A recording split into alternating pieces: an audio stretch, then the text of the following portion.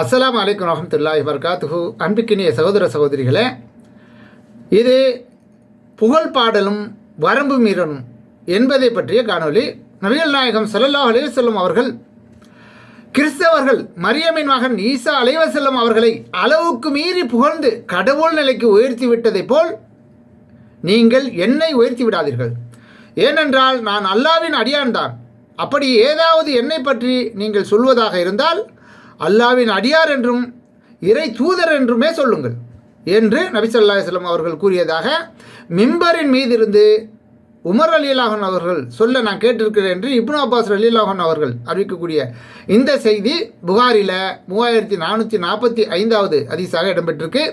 எனவே அல்லாஹ்வின் தூதர் ஸல்லல்லாஹு அலைஹி வஸல்லம் அவர்களை அளவு கடந்து புகழ்வதை இந்த மௌலுது, மீலாது இது போன்ற விழாக்களில் தவிர்த்து உண்மையை விளங்கி செயல்படுங்கள். நன்றி.